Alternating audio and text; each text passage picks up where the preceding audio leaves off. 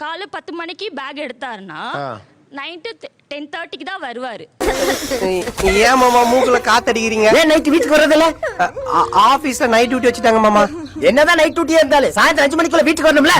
Morning office evening முடிச்சப்ப friend கூட போறது, அவரோட கொஞ்சம் பிசினஸ் ஃப்ரெண்ட்ஷிப் பண்றேன். பார்ட்னரா இருக்கீங்களா அதுல? பார்ட்னர் அவர் பண்ணி தராங்க. சரி, ஓகே. அதுக்கு ஸ்பெண்ட் பண்ணும்போது எனக்கு வந்து எனக்கு அது ஏர்னிங்கா தெரியுது. 10 to 10 அந்த டைம் எனக்கு கரெக்டா இருக்கு. அப்ப அதுக்கு முக்கியத்துவம் கொடுக்க முடியுது என்னால. அப்படி இது பொறுப்பா தானே இருக்காரு. என்னம்மா நீங்க இப்படி பண்றீங்களம்மா? பாப்பாவோட இருக்கும்போது ஒரு 9 o'clock மேல பேட்டரி ரொம்ப லோ ஆயிடும். காலையில 10 மணிக்கு பேக மாற்றவன் நைட்டு 10:30 மணி வரைக்கும் வேலை பார்த்துட்டு வீட்டுக்கு வரான். அவனுக்கு பேட்டரி சார்ஜ் டவுன் ஆகாதா?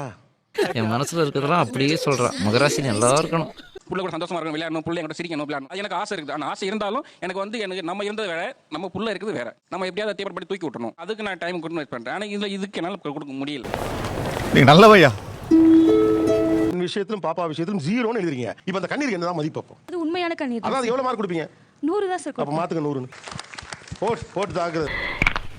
ராசா இப்ப தாண்டா என்ற மனசு குளுகுளுன்னு இருக்கு.